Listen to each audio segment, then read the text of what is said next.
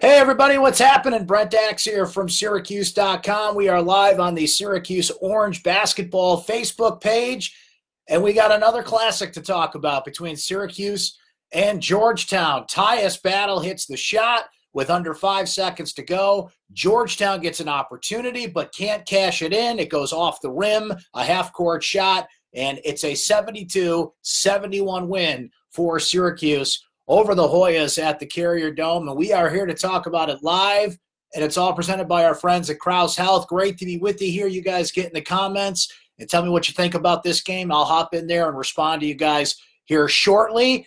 It was a great win for Syracuse. It was certainly a tale of two halves at the Carrier Dome tonight. The first half was dreadful. An offensive, I don't even know what to call it. Syracuse just couldn't hit water if they fell out of a boat in the first half of that game. But went to the rack a lot more in the second half, pushed in transition, went to the hoop, took less three-pointers, but the threes that they were shooting in the second half were going down.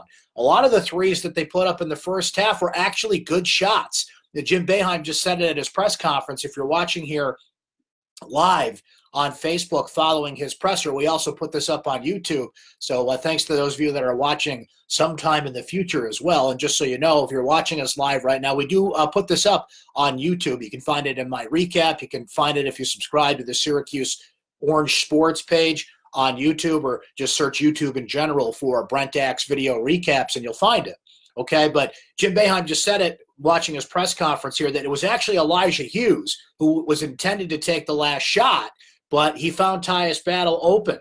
First half, Tyus, Elijah, even O'Shea had a lot of open threes. Second half, Elijah Hughes stepped up, hit the threes that were there, but it was Tyus Battle's day. Not only does he hit the winning shot that gave Syracuse the win, he had 21 points in the second half of this game. And I mentioned a tale of two halves in this one, just to look at some numbers. So Syracuse outscores Georgetown in the second half, 50-36.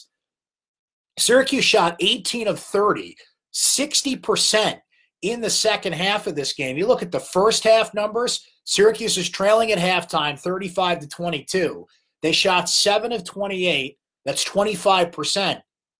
They were 1 of 14 from three-point range at halftime. Just a dreadful shooting performance. But like I mentioned, I would say a good 10 or 11 of those three-pointers were shots that they needed, and Syracuse could not get inside in the first half. Remember in one of the Clark Griswold movies, I think it was European Vacation, he couldn't get left. Look, kids, Big Ben, Parliament, right? Well, Syracuse couldn't get inside in the first half of this game. So they needed to take those threes because those were the open shots. They just weren't falling. But in the second half, Syracuse much more aggressive in chasing down opportunities inside, getting to the foul line. We mentioned Tyus, who had 26 points. Just to give you some other numbers here off this game.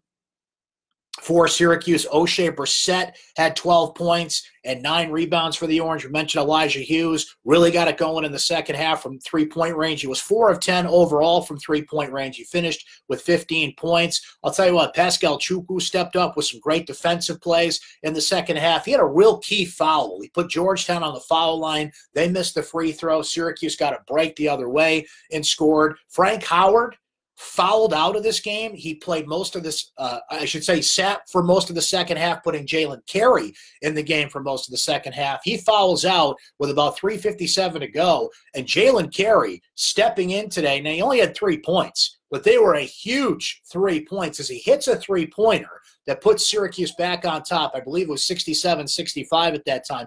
Then he comes back down the floor and blocks a shot. It was a huge sequence for Syracuse. Jalen Carey really showing that he could stand there and hold down the fort for Frank Howard, who fouled out. Jalen Carey leads the Orange with 4 assists on the day. So a strong overall performance from Jalen off the bench. Pascal steps up inside. We've got to mention Marek Dolezaj, who in 14 minutes had just 2 points and a rebound.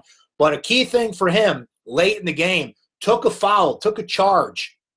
And that was, that could have gone either way for Syracuse at that point, because had Georgetown, charged in and got some free throws, the decision by Boeheim to let it go as opposed to fouling at that point, that's touch and go right there. But Georgetown charges in. Marek takes the offensive foul, and that was a key sequence for Syracuse. So everybody kind of chipped in a little bit, but nobody bigger than Tyus Battle with 21 points in the second half, 26 points overall in this game. So I think it's pretty obvious, guys. I think Syracuse and Georgetown should keep playing basketball games. It's certainly not what it used to be. They only can play once a year now because of, conference affiliation and everything. But I think they answered their question. Patrick Ewing talked to Jim Boeheim about this recently. I talked to Jim Boeheim about it on the radio this week. I know John Wildhack has, been pretty, I'll say, even keel with his answer, not leaning one way or the other, just basically acknowledging that they're talking to Georgetown. But this was the end of a 4-year set. And it was a 4-year set basically to see if it was worth continuing the Syracuse-Georgetown series. And it was starting to run out of steam halfway through this thing. And boom, Patrick Ewing comes back to coach at Georgetown. And Patrick Ewing beats Syracuse, right? No, Patrick Ewing lost that game last year and lost this game. So he comes in coming off a loss. Georgetown beat Syracuse the year before that in the Carrier Dome. The last time these two teams played at the Dome 2 years ago, it was a 78-71 win. JT3 gets fired. Patrick Ewing comes in, so he hasn't beaten Syracuse as a head coach. But it was natural to keep the series going once he signed on, and I think today's game is another example of you put these two teams on the floor, you're going to get entertaining basketball. You know what? Syracuse last year, remember, struggled in the first half, only scored 24 points in the first half of that game, and that turned into a classic, an 86-79 overtime win. Tyus Battle was huge in that game, too.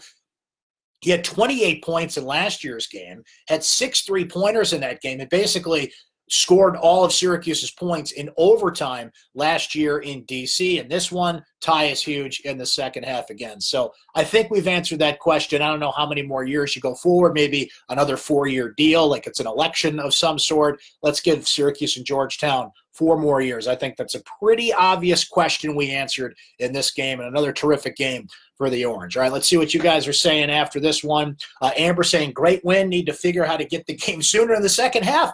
And Amber, they've done that all year. Syracuse has just come out flat in the first half all year long. They were much smarter about generating offense, taking what was there, getting to the hole, getting to the free throw line. Georgetown is a team that turns over the ball a lot, and Syracuse was taking advantage of those turnovers. I'll look that up while we're yakking about it here, because that was going to be a key stat one way or the other. Georgetown's been turning the ball over all year long. And, points off turnovers was going to be something that Syracuse had to take advantage of. And I'm looking at it here. Syracuse had 19 points off of turnovers in this game. Georgetown turned the ball over 15 times. They turned the ball over 19 times in their last game against Liberty. So Syracuse really had to cash that in. But, frankly, if you want to pick between the two, when you play better, you want it to be the second half. But that's been a problem for Syracuse all year, and they've got to fix it. Jeffrey saying, I hope Buddy didn't get a scholarship the way he plays. It's amazing all the things that happened in this game, and you're talking about Buddy Boeheim. I mean, yeah, he didn't play well, but that's what's on your mind after that game we just watched. That's like 85th on my mind after that game we just watched.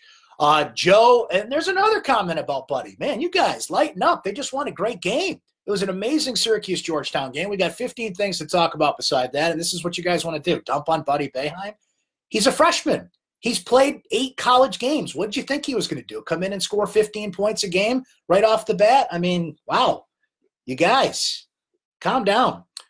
Joe saying this team plays so much better with Carey running the point. He gets up and down the floor with good tempo and pace, and that is a huge benefit to us. Look, I thought Jalen Carey showed a lot of how can we put it? He showed some guts in this game. He showed some guts in the last game. He has played well the last few games. He's pushing Frank Howard. There's no question about it, and I feel bad for Frank in a sense because he's been hurt, and he's coming back from injury, and it's a mental thing. Frank had some big plays in this game. There was a drive that he had in this game where he kind of soared right through the lane, and you're saying to yourself, that's what we've been waiting for, because you don't want Frank Howard parking on the free throw line, or pardon me, the three-point line, and just jacking up shots. He is best when he's driving and dishing or taking the shot that's there. So I think Frank is slowly but surely getting there. There's something to be said about leadership, but it's hard to deny what Jalen Carey's doing out there. So this is a good problem for Syracuse to have right now, because you need someone else that can run the show. The last game in Northeastern, Tyus and Frank both struggled offensively, and Jalen Carey played 17 solid minutes. In a bigger spot, he hits a three, he hits the block shot, he dishes 4 assists, he plays 17 solid minutes with Frank Howard first in foul trouble, then fouling out of the game. So Jalen's going to push Frank Howard. They're different style players. I think they both bring something to the table. Jim Boeheim's not going to abandon Frank Howard quite yet. You know how he feels about his senior leaders, and Frank Howard's earned that. But I would call that a good problem to have, that when Frank is struggling, you just don't have to lean on him. Jalen can balance things out and give Syracuse another option at that position.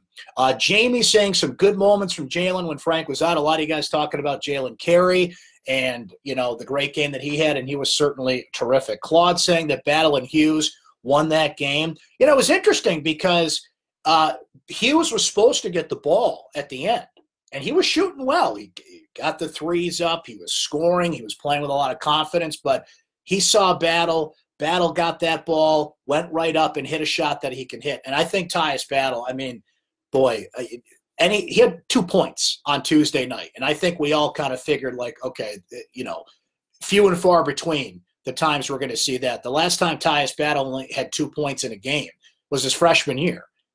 In the big spots, Tyus Battle's going to do it. He did it again in this game. All he's done is hit big shots his whole career. He was huge against Georgetown a year ago, and I think we kind of knew he'd be big at the Dome today. Just under 25,000 people at the Dome today. So for all of us that are saying continue the rivalry, it's a no-brainer to do it. I still feel that way. Smaller crowd than I anticipated. It's still the biggest crowd in college basketball this year, a distinction that Syracuse often gets. But I was surprised that it was only 25,000 for this game. You know, everybody wants to go to the Duke game. If you're going to pick one game to go to these days, it's the Duke game. But I think if they continue this series, people will be smarter to scoop up those Georgetown tickets, because every time these two play, we get a game like this. So don't miss out the Georgetown game next time. Let's see. You guys are still arguing about Buddy.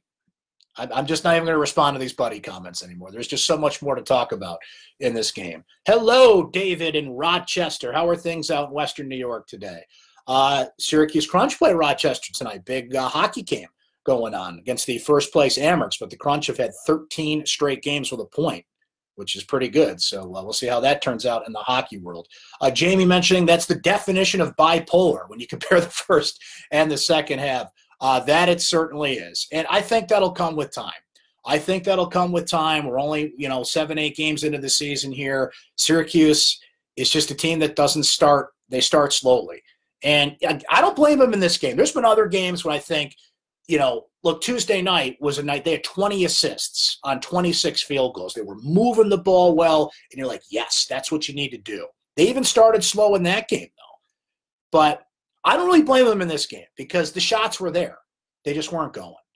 Sometimes, what's the expression the kids say these days? Shoot or shoot, man. And you got to keep shooting when the shots are there. But the problem Syracuse has is it's a lot of one-on-one ball. It's a lot of iso ball.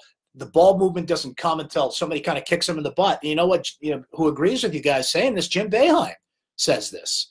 Jim Boeheim said, we can't just keep playing like this. And, people say, well, do you work on this at practice? Do you tell this team this? He absolutely tells his team these things. It's not like he just kind of woke up one day like today and said, oh, we should probably be doing that. No, they just have to get the ball movement going earlier. They've got to get everybody involved and, kind of go from there. I think they should have started taking it to the hole a little earlier, but it's easy for us to say Georgetown was actually playing good defense in that first half and keeping Syracuse out of the paint. But when they turned it up, man, they turned it up, and we saw the results of this one. Christian saying, good to see O'Shea getting the boards harder than the last few games. That is a great point, Christian, because let me look it up here while we're talking about it here.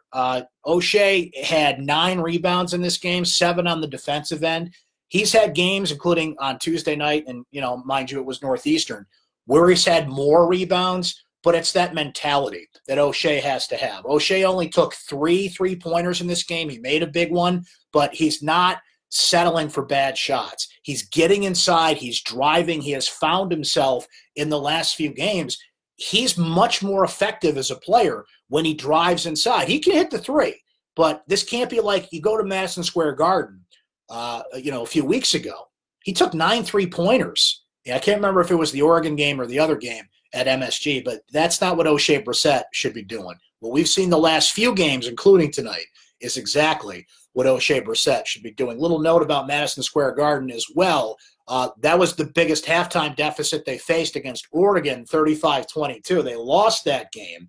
Here we had another 35-22 score, another 13-point deficit. Lo and behold, the Syracuse Orange win this game. They were down 13 to Georgetown at halftime last year as well. They scored 24 points in the first half of that game, just 22 in the first half of this game. So I guess that's the formula. As much as Joe says they're an enigma, they are an enigma. They absolutely are. I mean, that's just what this team is at this point. But they're not boring to watch. That's for sure. They keep you on the edge of your seat. No question about it. Let's see here. Let's see what else you guys are saying in the comments here. Josh saying Buddy will be good next year.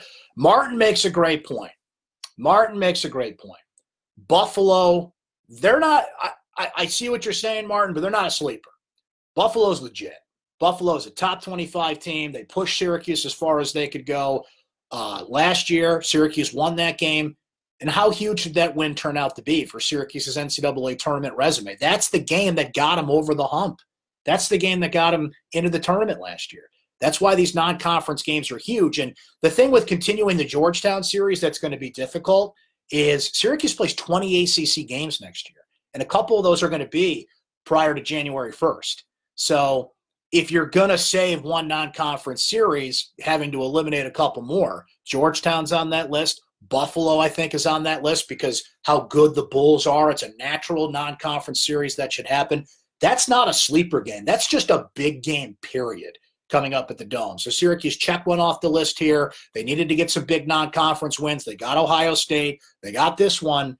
Buffalo could be the biggest of them all, though. That could be the most important non-conference game Syracuse has played in the past few years, knowing now what the NCAA tournament formulas are and how important these games are. Let's see. Linda, a riddle wrapped in a mystery inside an enigma. I like that. Bubba saying Howard would be good coming off the bench. I don't think we're there yet. I don't. I think that, look, Jalen has made some mistakes too. Jalen's a young kid who's kind of finding his way. I think it's perfect what he's getting right now. Let's not abandon ship on Frank Howard coming off the bench right now, or on Jalen coming off the bench for Frank. I mean, Frank's a four-year starter. He's experienced. He's a senior. You got to remember the team.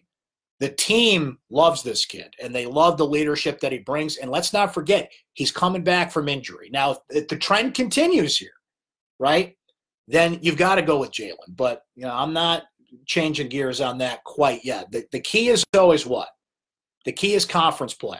Frank's played in the ACC. He knows what it takes to play in the ACC. Let's not forget how big he was last year, along with Tyus and along with O'Shea in conference play. Let's not forget let me say that again. Let's not forget how big Frank was against Georgetown last year.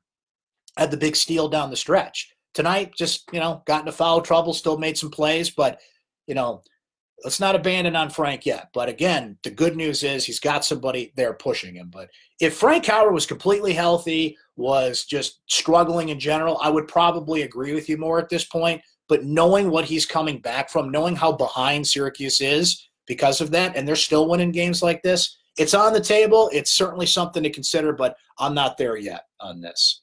Let's see. And you guys are making some good points about Frank, and do we remember the two losses? This team has not lost a game since Frank Howard came back into the lineup. I mean, I think that should be noted. Tyus Battle, look at all the great games he's played in a row, mind you, short of that 2-point performance he had against Northeastern on Tuesday night. That's not a coincidence that Tyus Battle's playing much better with Frank Howard in the lineup. That's another thing. Now, can you say that Jalen Carey can do that? You can make that argument. But I'm not jumping ship on Frank quite yet. Let's see. Josh saying that Frank can finish better than Jalen at this point. Jalen's got a good roundabout game in that he can get inside. I think Frank's a better shooter. I think Frank's a little bigger. Jalen's more athletic, though. Jalen, you can't ignore the athleticism. But speaking of athleticism, another reason I want to see the Syracuse-Georgetown series continue, how about Mac McClung, the guard for Georgetown? I can see that kid becoming like a Grayson Allen type of agitator And Syracuse and Georgetown, should they continue this series, which I think they absolutely will only play once a year.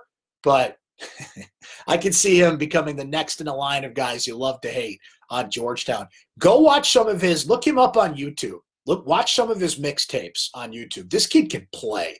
And he had a pretty good game tonight against Syracuse. Let's see. Let's pull out the numbers while we're yakking about it here. Mac McClung was 3 of 11 from three-point range, so he backed off there but hit some threes early in the game. He finished with 18 points.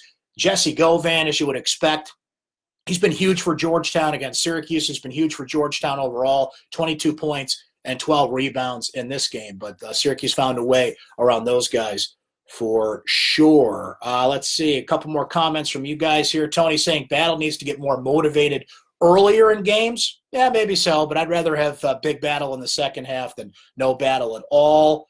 Let's see. Amber, I kept calling Grayson all game. Yeah, he did play a little bit like Grayson. Let's see. Martin, that guard from from GW. Let's see. Just kind of catching up with the comments here as you guys are doing it. Let's see. Javen saying, why has O'Shea been off besides free throws? 3 missed open dunks. That's a good question, Javen, because one thing that, NBA scouts are watching these games, right? And O'Shea, not that he was going to go to the draft last year, but this is his big year to prove that he can be in the NBA draft conversation. And there's a lot of plays. He got fouled on a couple plays in this game, but there was that one open drive where he missed a dunk. It happened a couple times against Northeastern. It's happened a couple times this year, and that surprises me. My easy answer to that, what I've seen is I think he leaves his feet a little too early. He's leaving like a half step a little too early before he gets up there and goes. But, I mean, he can get to the rack. He's terrific at the free throw line. Let's see. Tonight, just to look at his numbers, O'Shea, he's 4-10 shooting, 1 of 3 from three-point range.